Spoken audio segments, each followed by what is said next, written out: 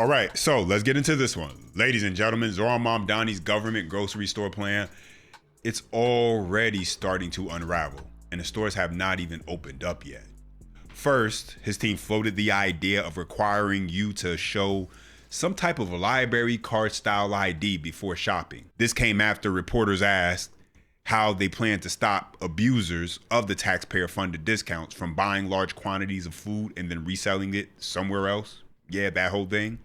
But after people immediately, pointed out the hypocrisy of suddenly supporting an ID requirement when it benefits his own socialist program, Mamdani quickly backtracked away from that whole notion. And now, after the release of the 44-page proposal, the actual business model is being exposed on just how bad it actually is. Yeah, we know the city provides the buildings, taxpayers pay for the construction, the stores do not pay rent or property taxes, taxpayers will be on the hook to subsidize the losses created by selling products below market prices. But now we know that a private business will actually run the day-to-day. They'll be expected to purchase the goods, manage the supply chain, hire the workers, and actually operate the stores. And so the more details that come out, the more obvious is really becoming that Mamdani did not create some revolutionary new way to make groceries cheaper. No, he simply found a way to trick people into believing he was delivering savings to shoppers while passing the real bill to taxpayers. And if you have not figured it out by now, ladies and gentlemen, those are the same people. The shoppers are the taxpayers. And so we got a lot to get into with this one. But first, if you do enjoy the content, best way you can tell me, smash the thumbs up. For more, subscribe to the channel. Shout out to everyone, especially those who watch to the very end. I appreciate every single one of you.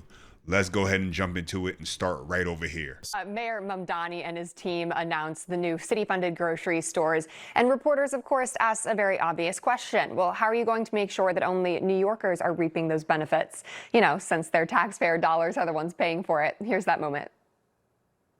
If you look at our RFP for the operator, we are looking to make sure that we target New Yorkers, whether it be at sort of a library card-esque thing, and also we manage who's buying and that is focused on everyday New Yorkers.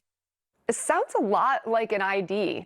Polymarket and Republicans online pointed out that it does sound like they're going to require identification verification to shop at one of these grocery stores. But as you guys mentioned, not to vote. President Trump was asked about this.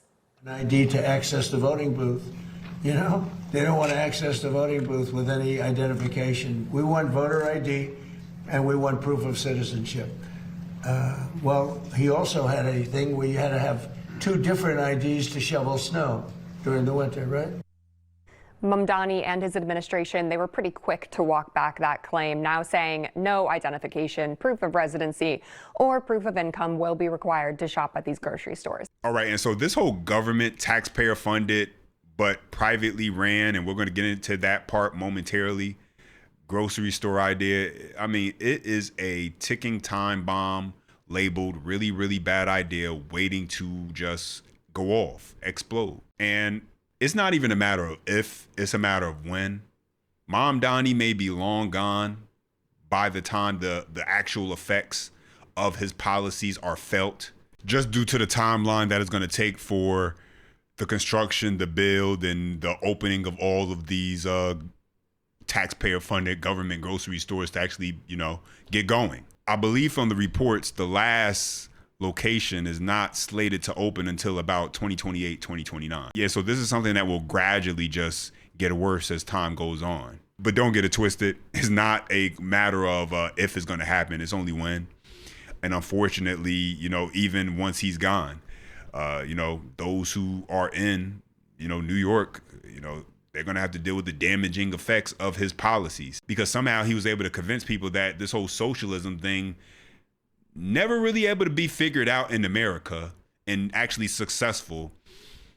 He's got it down. He's the one who's going to do it. And they believed him. And so now we're in this whole watching phase as it all unfolds before our eyes. But before we get into that report that's showing just how awful this business model really is, let me show you Mamdani backtracking on this whole ID thing that kind of got him into a little bit of a hot water.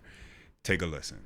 when we're talking about a city-run grocery store, one in each borough, which, by the way, you do not need an ID to shop at, no matter what you've just heard in the news of today. We're talking about actually addressing the question of skyrocketing grocery prices. We've seen in the last 6 or 7 years alone an increase in grocery prices of around 30%. And we are going to be delivering a city-run grocery store, one in each borough, 5 in total, that will have the staples of a shopping experience, an essential basket of goods that are discounted by 30% compared to typical retail prices. And that is something that New Yorkers will be able to feel in their pocket. They'll be able to save hundreds of dollars on an annual basis, knowing that the city is looking to actually deliver for them on something that is a non-negotiable in their life, which is healthy and accessible food. Yeah, and so there you have that. I mean, this is just really just a bad idea. I mean, this is a perfect example, ladies and gentlemen, and walk with me for a second. This is a perfect example on how he does not govern based on actual outcomes, the end game. Because it would make sense to have a form of ID, some way to make sure that you don't have bad actors abusing these discounts. I mean, what's to stop someone from simply going in there and buying up as much as they want? Or better yet, even if you put, grocery stores do put limitations as far as quantities, what's to stop someone who's saying, you know what, let's get creative. Let me create a network of individuals and we'll each go in there. We'll all buy up a certain amount of product and buy as much as we can of it. And then we're going to resell it at a marked up price. Because, I mean, you can't beat a 30% discount. And so what's to stop someone from doing that without some type of guardrail, ladies and gentlemen? This is another form of him governing without the end game in mind. And who pays for it in the end will be the taxpayers. And so that brings us to this article in the report. Let's go ahead and jump into it, ladies and gentlemen. Mamdani's ridiculous New York City-owned grocery plan has a shockingly bad business model. And so take a listen to this, ladies and gentlemen, as I go through it. Take a listen.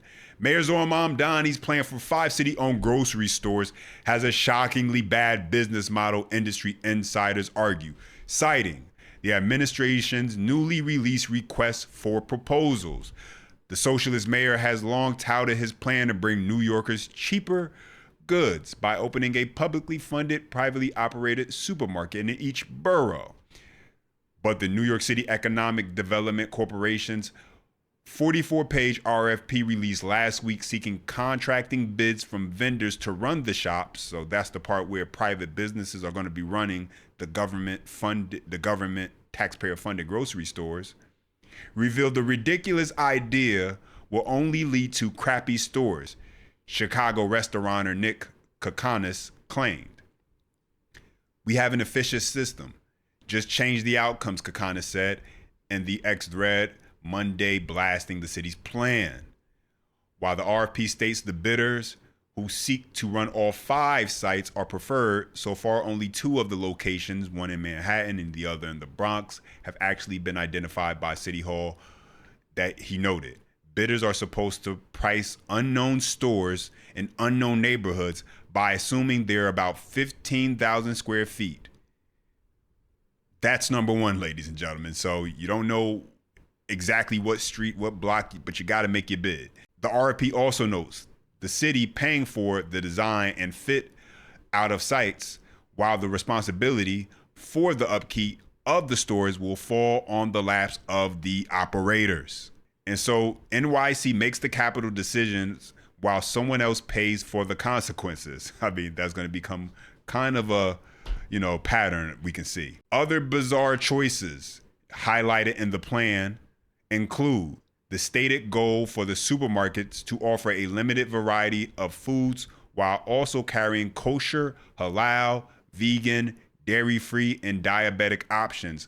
He also noted that the subsidized core basket of goods, items to be offered at 30% below market price, according to City Hall, could include chicken salad, egg salad, potato salad, fruit salad, and other daily prepared foods. But the store won't have food preparation on site or a deli counter, according to the RFP. So you're going to have to ship them in every day prepared. Talk about efficiency. That's not actually it. Also, eyebrow raising. City Hall recently confirmed ID will not be required to shop, meaning anyone, regardless of income or residency, can purchase the taxpayer subsidized groceries. And so really, I mean, if this was really about policy and making things better, and I mentioned this before, as a socialist, he would have been better off creating some type of, SNAP, New York City's additional SNAP program that actually targets low income families. That would have actually targeted the low income working class families that you always constantly hear Mamdani saying he's working for, saying he's representing. Obviously, that's still going to cost the taxpayers. But no. He chose this, meaning anyone, regardless of income or residency, can purchase the taxpayer subsidized groceries.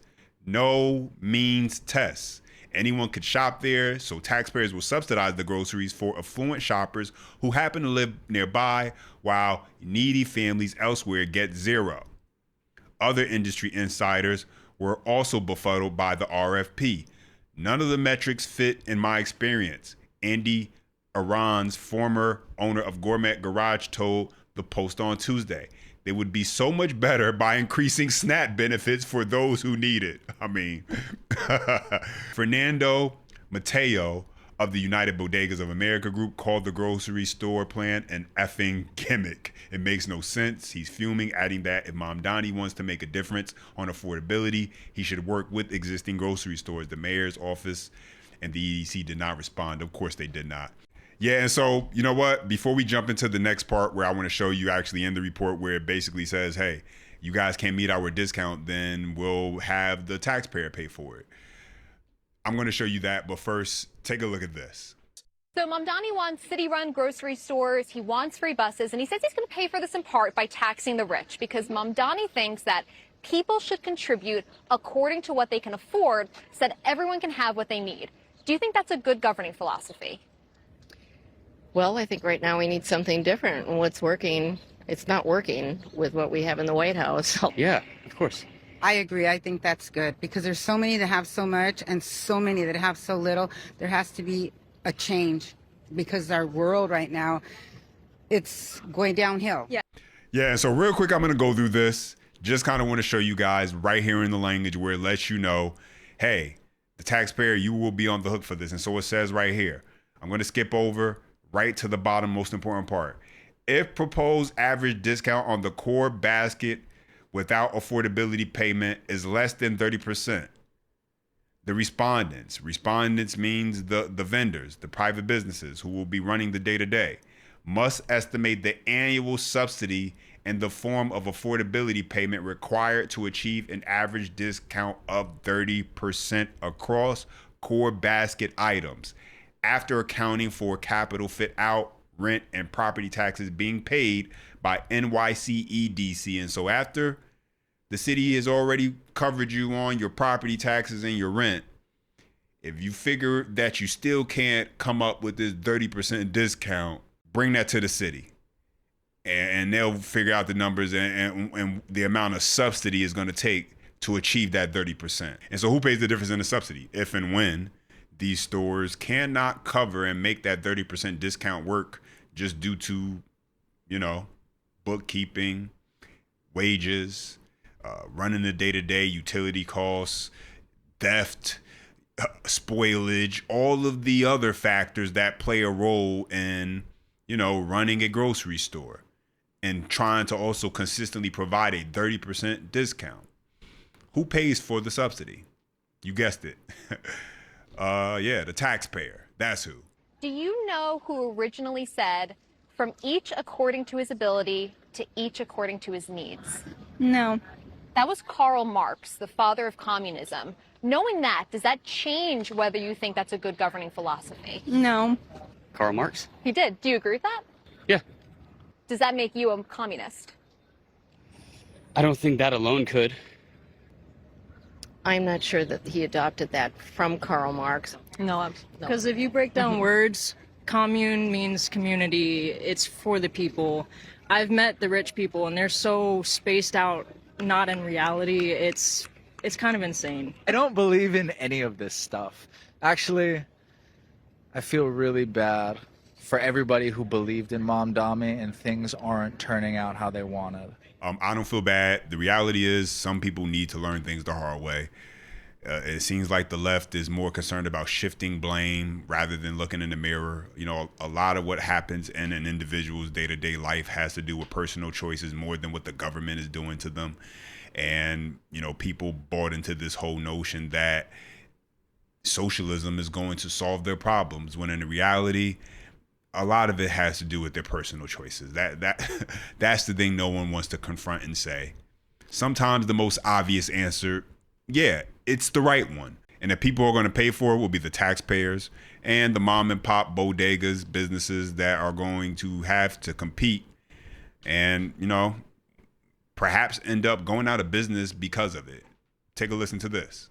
For Mamdani, let's be very clear about what he's doing. This is not an attempt to make America or New York City more prosperous. It's not an attempt to promote human flourishing or to do any kind of good for his community. It is purely a weapon that he can use against his political enemies, i.e. taxpayers and business owners who are going to be run out of business because they're having to compete with the government, and a way for him to use these grocery stores to reward his political allies. And those are the people that he believes are going to be using the grocery stores, whose votes he's essentially buying off. It is a raw Machiavellian power play, and I think that's what is so, in many ways, so disturbing and disgusting about it.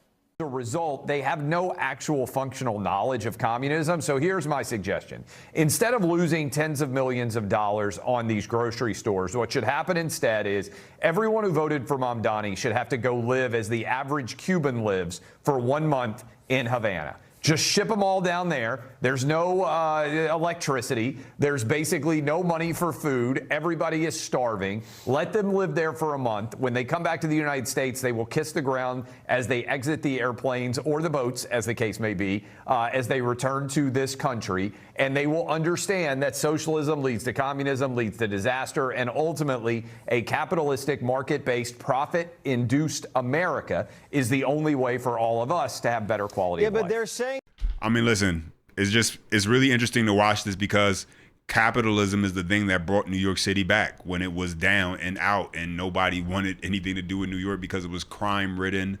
It was just the place you did not want to be. It was a real live Gotham. And now it seems that you have individuals who they're turning their back on it in favor of socialism, in favor of, hey, you don't have to, you shouldn't have to work.